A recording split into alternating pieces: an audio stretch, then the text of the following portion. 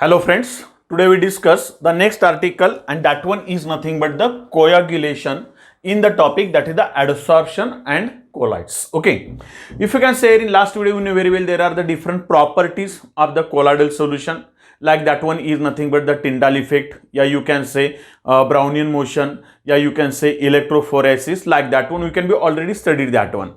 The next one and that one is the coagulation. What is the coagulation? See first one. The coagulation, it is also called as, it is also termed as the flocculation. ही पण एक term आपल्याला माहिती असली पाहिजे, लक्षात घ्या. It is also called as precipitation. Actually precipitation he term तुम्हाला झालेली आहे. At the time of the practical, you know very well, in the qualitative analysis for solutions, in qualitative analysis for powders, in the detection of group, you can find out the group which can be present of that basic radical by means of a precipitation. Precipitate, त्यालाच आपण short मध्ये काय म्हणतो, PPT म्हणतो, लक्षात घ्या.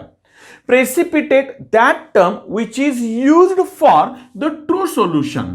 म्हणजे true solution साठी आपण ही टर्म वापरतो, प्रेसिपिटेशन. एक एक्झाम्पल देतो. Suppose for example when you can consider here you have given the solution containing Cl minus ions. आठवतंय का बघा, बरोबर आहे. आणि Cl मायनस ची जर का रिएक्शन आपण सिल्वर नायट्रेट बरोबर केली, that one is nothing but the NaCl plus AgNO3. Me Cl minus मुद्दा म्हणून वेगळा घेतलाय बाळांनो, लक्षात घ्या. याच्यामध्ये Na प्लस आहेच, इकडे कोण आहे, Ag प्लस आणि NO3 मायनस आहे. मग या दोघांच्या मध्ये काय होतं, Cl minus and Ag plus combines with each other and there is the formation of the precipitate of silver chloride. Plus आपल्याला काय मिळतं, तर सोल्युशन ऑफ सोडियम नायट्रेट, या यू कॅन से NaNO3. हा प्रेसिपिटेट मिळतो. आणि जर तिथं पीपीटी तयार झाला तर तुम्ही त्या प्रोसेसला काय म्हणता, प्रेसिपिटेशन. आता ऍक्च्युली प्रेसिपिटेशन तयार होतं म्हणजे नेमकं काय होतं, तर आपल्याला तो ऑब्झर्व करता येतो. म्हणजे काय, तर when you can consider here there is the number of the molecules, small molecules which can be combines with each other, या which can be aggregates with each other and there is the formation of a bigger molecule. जर असे अनेक छोटे छोटे molecules एकत्र आले आणि एक मोठा मोलिक्युल तयार झाला की जो आपल्याला नेकेड आईला आपण ऑब्झर्व करू शकतो, त्या प्रोसेसला आपण काय म्हणतो, प्रेसिपिटेशन म्हणतो. हीच प्रोसिजर जर आपण कोलॉइड्स मध्ये केली, कोलॉइडल सोल्युशन साठी केली, तर त्यालाच आपण काय म्हणतो, तर that one is nothing but the coagulation, या that term it is also called as the flocculation. लक्षात घ्या. कोएग्युलेशन म्हणजे थोडक्यात काय, तर coagulation is nothing but a phenomenon in which the number of the colloidal particles aggregate with each other and there is the formation of a bigger molecule. At that time that one is called as coagulation. Okay, एकत्र येणं, लक्षात घ्या. म्हणजे जसं समजून चला, for example आपण preparation of colloidal solution मध्ये पण घेतलेलं आहे की समजून चला बिगर मोलिक्युल आहे तर त्याचे तुकडे तुकडे करा, ब्रेकिंग करा, म्हणजे तुम्हाला कोलॉइडल सोल्युशन मिळेल. पण याच्या उलट केलं, जर आपण अनेक पार्टिकलनं एकत्र घेतलं आणि जर का त्याचा मोठा मोलिक्युल तयार झाला, असे अनेक पार्टिकल एकत्र आले, ॲग्रिगेशन झालं, लक्षात येतंय का बघा. They can be bind with each other, they can be come close with each other. At that time there is a term which can be use and that one is called as the coagulation. Okay, मग आता हे जे कोएग्युलेशन आहे हे आपल्याला करायला कोणकोणत्या methods आहेत, तर very simple methods and that are nothing but these one.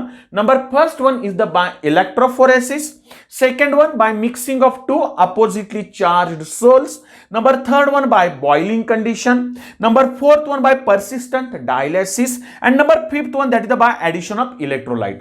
Actually हे सगळं आपण थोडं थोडं बघितलेलं आहे, फक्त आपण आता क्लिअर करूया बाळांनो.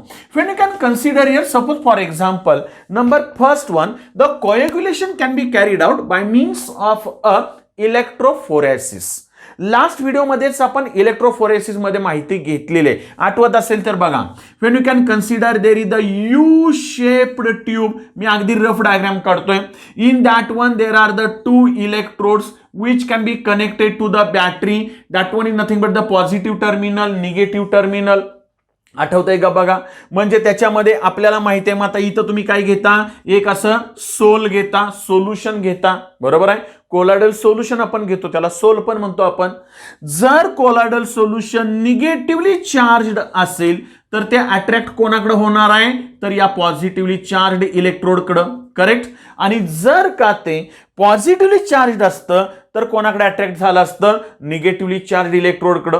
म्हणजे थोडक्यात bye means of electrophoresis, when you can say here by applying the electric field, okay, what happens here, suppose for example the colloidal solution is the negatively charged, it can be aggregates, yeah, it can be come close to this one positively charged electrode, and at this electrode there is the aggregation of the molecules can be carried out, and that one is called as the coagulation. So when you can see here that phenomenon, you know very well, it is nothing but the electrophoresis. In short, you can say here by means of electrophoresis the coagulation of that colloidal solution is carried out. Okay, म्हणजे electrophoresis ही एक method आहे. Number next one, by mixing of two oppositely charged sols. लक्षात घ्या, आपल्याला माहिती आहे colloidal solution या you can say sol, they must be either positively charge और या you can say negatively charge. Colloidal सोल्युशनवर एक तर पॉझिटिव्ह चार्ज असतो किंवा निगेटिव्ह चार्ज असतो, ते पण आपण बघितलेलं आहे, आठवतंय का बघा बाळांनो. मग आता आपण समजून चला, ह्या दोन चार्जचे सोल्स आहेत, म्हणजे इथं by mixing of two oppositely charged sol, म्हणजे दोन वेगवेगळे चार्ज सोलचे काय घ्या, सोल घ्या. उदाहरणार्थ समजून चला, फॉर एक्झाम्पल आपण इथं पॉझिटिव्हली चार्ज सोल घेतलं, लक्षात येतंय का बघा, पॉझिटिव्हली चार्ज सोल, आणि याची रिएक्शन कोणाबरोबर करायची, तर it can be mix up with that one is nothing but the negatively charge sol. मग positively charge sol and negatively charge sol when come close with each other, at that time what happens here, there is the formation of a precipitation, yeah, you can say there is the coagulation can be carried out. आता for example समजून चला, positively charge sol कोणतं घेऊया, तर that one is nothing but the hydrated ferric oxide, या hydroxide, not oxide, sorry, hydrated ferric hydroxide, हे एक soul आपण घेतलं. ओके, निगेटिव्हली चार्ज सोल आपल्याला माहिती आहे सल्फाइड्स आपण घेतली होती, that one is nothing but that is the arsenic sulphide. आता याच्यामध्ये काय होईल, तर या दोघांचं कॉम्बिनेशन होईल. हे पॉझिटिव्हली चार्ज सोल आहे, हे काय sulphides, that are nothing but the negatively charge sol. मग हे दोन एकत्र आले तर त्या दोघांचा चार्ज काय होऊन जाईल, निघून जाईल. लक्षात घ्या, म्हणजे थोडक्यात आपल्याला काय करायचं आहे, तर आपण याच्या अगोदर एका व्हिडिओमध्ये घेतले, आठवत असेल तर बघा. समजून चला, फॉर एक्झाम्पल आपल्याला हे कोलॉइडल पार्टिकल आहे, okay, and that colloidal particle which can be covered, या you can say surrounded by means of a dispersion medium, and on that dispersion medium when you can consider there is the negatively charged particles are present, at that time that one is called as the negatively charge sol. बरोबर आहे, different types of sols मध्ये आपण positive charge sol आणि negative charge sol घेतलंय. मग आता मला सांगा, या कोलॉइडल पार्टिकलला आणि इकडच्या कोलॉइडल पार्टिकलला सेम कंडिशन आहे. समजून चला, this one it is nothing but the dispersion medium and these are the negatively charge ions which can be present on that colloidal particle. मग आता इथं आपल्याला या दोघांचं जर ऍग्रिगेशन करायचं आहे, याचं आणि याचं, बरोबर आहे, तर मग पहिल्यांदा काय केलं पाहिजे, हे निगेटिव्हली चार्ज जे काय आपल्याला आयन्स असतील किंवा जे चार्जेस आहेत, हे चार्जेस पहिल्यांदा आपल्याला रिमूव्ह करावे लागतील. चार्जेस रिमूव्ह केल्यानंतर हे डिस्पर्शन मीडियम आपल्याला रिमूव्ह करावं लागेल. लक्षात येते का बाळांनो बघा, आणि हे डिस्पर्शन मीडियम आणि चार्जेस रिमूव्ह केल्यानंतर हे दोन पार्टिकल एकत्र येतील आणि मग कोएग्युलेशन होईल. म्हणजे when you can consider here in case of a lyophobic soul, when you can remove the charge, while in case of a lyophilic soul, when you can remove the charge and that dispersion medium particle, at that time the colloidal particles can be aggregates with each other and there is the formation of a coagulation. मग असं जर करायचं आहे तर आता positively charge soul आहे, negatively charge soul आहे, आपण त्याच्यावरचे जर पॉझिटिव्ह आणि निगेटिव्ह चार्ज जे आहेत ते जर एकत्र केले तर न्यूट्रलायझेशन होईल आणि साहजिकच तिथे आपल्याला काय मिळेल, प्रेसिपिटेशन, आणि जे प्रेसिपिटेशन मिळेल त्यालाच आपण काय म्हणतोय, कोएग्युलेशन. म्हणजे that one is nothing but by mixing of two oppositely charged soul, for example hydrated ferric oxide, hydrated ferric hydroxide, which can be combined with arsenic sulfide. At that time there is the formation of a precipitation and that one is nothing but the coagulation. म्हणजे दोन वेगवेगळ्या चार्जचे soul जरी आपण घेतले तरी कोएग्युलेशन हे आपण carried out करू शकतो. लक्षात येतंय का बघा. Okay, number third one, and that one is nothing but the by boiling method. आपल्याला माहिती आहे जर समजून चाला, साधं सगळ्यात चांगलं एक्झाम्पल आपण असं घेऊया, अंड आपलं घेऊया, एग आपण म्हणतो, बरोबर आहे. आपण बॉइल्ड एग घेतलं, समजून चला फॉर एक्झाम्पल तुम्ही फक्त एग घेतलं तर तुम्हाला माहिती आहे त्याच्या सेंटरला असा बल्की हे आहे येलो कलरचा भाग, त्याच्यानंतर बाजूला सगळं हा बल्की कलर लिक्विड, जरा थोडंसं लिक्विड टाईपमध्ये सोल्युशन असतं, बरोबर आहे. आणि तेच एग जर आपण बॉईल केलं तर मग मात्र जे लिक्विड मटेरियल आहे त्याचं काय होतं, सॉलिडिफिकेशन. म्हणजे थोडक्यात जनरली एग मध्ये लक्षात घ्या, बॉइलिंग आपण केलं, हीटिंग केलं त्याला, तर मग मात्र जे लिक्विड पार्टिकल्स आहेत ते एकत्र येतात आणि त्याचं सॉलिड तयार होतं. म्हणजे by boiling condition what happens here, if the colloidal particles can be aggregates with each other, there is the aggregation of that colloidal particle can be carried out, there is the formation of a coagulation. म्हणजे सगळ्यात चांगलं example याला boiled egg, and that one is nothing but by boiling method the coagulation can be carried out. Okay, number fourth one, and that one is nothing but by persistent dialysis. Dialysis आपण घेतलेला आहे, that one is nothing but the removal of soluble impurities from a solution. Dialysis हा शब्द तुम्हाला झालेला आहे, आठवतंय का बघा बाळांनो. And it is nothing but the purification of that colloidal solution, त्याच्यामध्ये आपण घेतलेलं आहे. असं जर पर्सिस्टंट डायलिसिस म्हणजे सारखं सारखं डायलिसिस केलं तर मग प्युरिफिकेशन होत असताना त्याच्यातली जर इम्प्युरिटी गेली तर ते कोलॉइडल पार्टिकल एकत्र येतील आणि तिथं काय तयार होईल, coagulation. That one is nothing but by persistent dialysis the coagulation is also carried out. Okay, and last one, that one is nothing by addition of a electrolyte. आपल्याला माहिती आहे, when you can say here the preparation of a sole, आठवत असेल तर बघा, in the preparation of a sole what happens here, एक आपण example असं घेतलं होतं, for example when sodium chloride which can be treated with silver nitrate, आठवतंय का बघा. at that time what happens here, there is the formation of precipitate of silver chloride and along with that one is nothing but the sodium nitrate. This one it is the precipitate of silver chloride. आपण असं म्हटलं होतं, समजून चला हा प्रेसिपिटेटचा molecule घेतला आणि त्याच्यामध्ये कंडिशन नंबर 1 घेतली होती, when you can consider here in case of excess of silver nitrate. जर सिल्वर नायट्रेट एक्सेस घेतलं तर मग मात्र आठवत असेल तर बघा, हा जो प्रेसिपिटेट तयार झालाय त्याच्यामधला कॉमन आयन घ्यायचा. याच्यामधला कोण कॉमन आयन आहे, तर Ag+ आहे, बरोबर आहे. मग हा जो Ag+ आहे तो Ag+ असा या कोलॉइडल पार्टिकलला सराउंडिंग करेल and that one is nothing but the positively charged sol. जर सिल्वर नायट्रेट एक्सेस आहे तर पॉझिटिव्हली चार्ज सोल होईल. आणि समजून चला for example when you can consider if this NaCl is in excess, तर मग प्रेसिपिटेट कोण आहे, सिल्वर क्लोराइड आहे. त्याच्यामध्ये कॉमन आयन कोण आहे, Cl-, म्हणजे याच्या बाजूला असं सराउंडिंगला निगेटिव्हली चार्ज Cl- येतील. At that time that one is nothing but the negatively charge sol in this preparation, असं आपण घेतलंय. But when you can say here suppose for example that lyophobic sols are very unstable one and for the stability you can add the electrolyte. आठवतंय का बघा, बरोबर आहे. आणि थोडंसं when the small amount of the electrolyte which can be added in that given sole, at that time the given sole will be stable one. Stability साठी आपण electrolyte टाकतो, पण तेच इलेक्ट्रोलाइट जर का तुम्ही जास्त प्रमाणात टाकलं तर मग मात्र तिथं काय होतं, फ्लक्च्युलेशन, या that one is called as the coagulation. म्हणजे by the addition of a electrolyte the coagulation which can be carried out and that one is the method for the coagulation. म्हणजे ऍडिशन ऑफ इलेक्ट्रोलाइट, तुम्ही जितकं electrolyte जास्त टाकाल तेवढं कोयाग्युलेशन होईल. लक्षात घ्या बाळांनो. मग आपण पॉझिटिव्हली चार्ज सोल किंवा निगेटिव्हली चार्ज सोल बनवतो, पण स्टॅबिलिटीसाठी इलेक्ट्रोलाइट टाकतो थोडंसं स्मॉल अमाऊंट. पण तेच इलेक्ट्रोलाइट जर का जास्त झालं तर मग मात्र पुन्हा एकदा सांगतोय तिथं काय होतं, कोयाग्युलेशन. त्याला आपण म्हणतो बाय ऍडिशन ऑफ इलेक्ट्रोलाइट. आणि याच ऍडिशन ऑफ इलेक्ट्रोलाइट वरच आपल्याला सगळ्यात महत्वाचं आर्टिकल जे घ्यायचं आहे and that one is nothing but the Hardy Schulze rule. What the Hardy Schulze rule? See first one.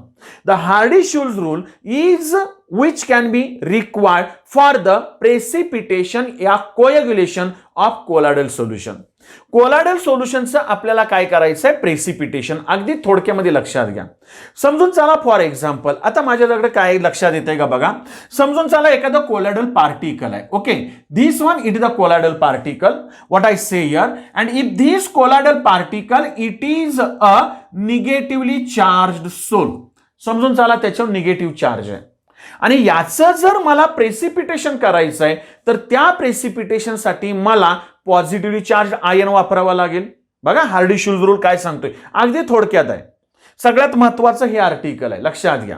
मला हे निगेटिव्ह चार्जेस रिमूव्ह केले पाहिजेत, म्हणजे त्याच्यासाठी मला पॉझिटिव्हली चार्ज वापरले पाहिजे. कोणकोणते वापरू शकतो तर याच्यामध्ये समजून चला मी याची रिएक्शन कदाचित Na+ बरोबर करू शकतो. बघा Na+ म्हणजेच कोण आहे तर that one is nothing but the NaCl, म्हणजे Na+Cl- आलं.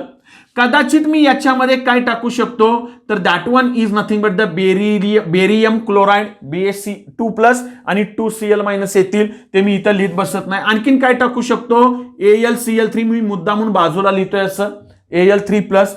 अजून काय करू शकतो तर SnCl4 म्हणजे स्टॅनिक क्लोराइड टाकू शकतो. आता मी काय केलं, इकडं पण Cl- आहे, इकडं Cl-, सगळीकडे Cl- आहेत, म्हणजे निगेटिव्हली चार्ज आयन्स कॉमन आहेत ना, ते मी आता इथून रफ करून टाकतो. लक्षात घ्या. आता माझ्याजवळ कोण राहिलं, Na+ राहिला, Ba2+, Al3+ आणि Sn4+. हे एका वेळेस नाही वापरायचे, आपण हा वापरू शकतो किंवा हा किंवा हा किंवा हा. लक्ष देतंय का बघा. आता समजून चला काय करायचं, आपण Na+ बरोबर रिएक्शन केली की निगेटिव्ह चार्ज न्यूट्रल होणार आहे, तसंच Ba2+ बरोबर केली तरी न्यूट्रल होणार आहे, तसंच Al3+ बरोबर केली तरी न्यूट्रल होणार आहे आणि Sn4+ बरोबर केलं तरी पण न्यूट्रल होणार आहे. लक्ष देतंय. मग आता बाळांनो एक काम करा, जर एक Na+ आहे, लक्षात येतंय का बघा, एक Na+ काय करेल, एकाच निगेटिव्ह चार्जला न्यूट्रल करेल, पटतंय. पण त्याच वेळेस Ba2+ काय करेल तर दोन निगेटिव्ह चार्जला न्यूट्रल करेल. त्याच वेळेस Sn4+ घेतलं तर तो 4 निगेटिव्ह चार्जला न्यूट्रल करेल.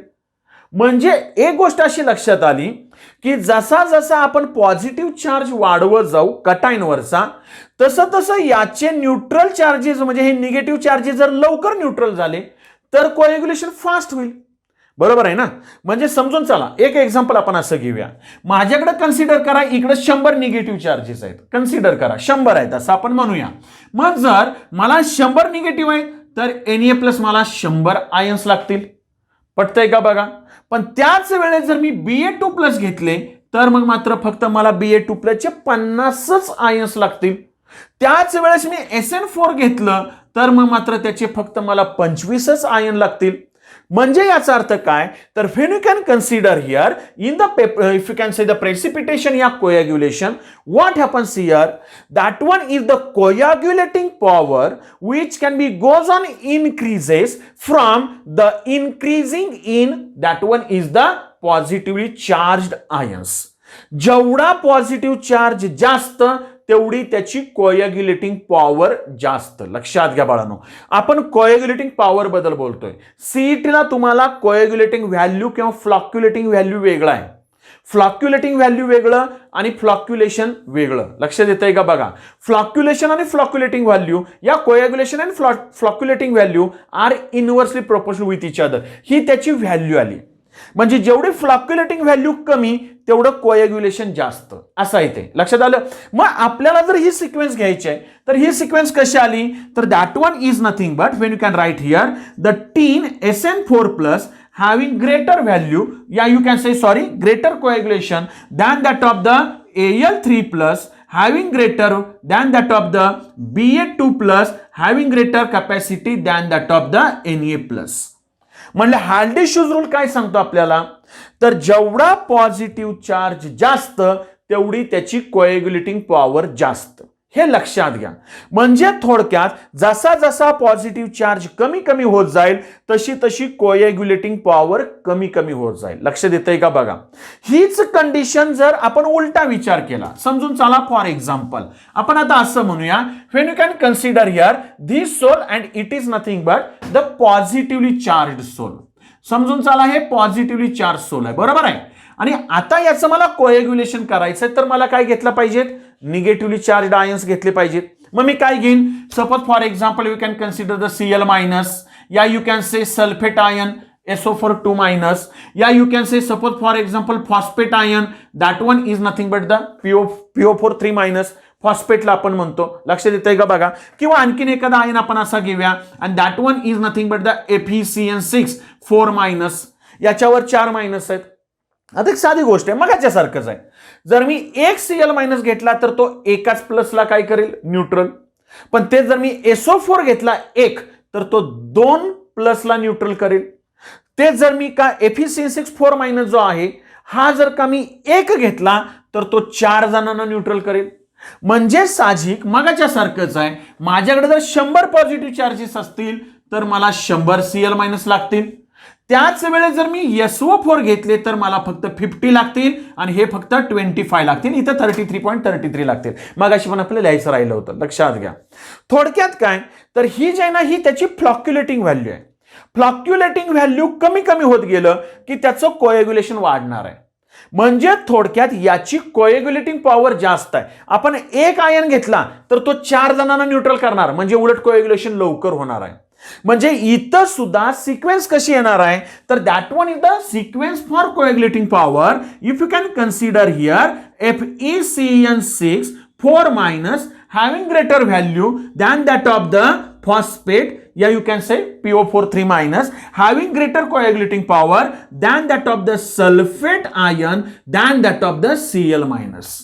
म्हणजे बाळांनो एकच गोष्ट लक्षात घ्या, हार्डी-शुल्ज रूल आपल्याला काय सांगतो तर when you can consider here the sequence of coagulating power which can be goes on increases as the charge which can be increases. लक्षात घ्या, जेवढा चार्ज जास्त, मग भले तो पॉझिटिव्ह असो किंवा निगेटिव्ह असो, जर का समजा प्लस +2 +3 +4 आहे, चार्ज वाढत गेला तर कोएग्युलेटिंग पॉवर वाढणार आहे.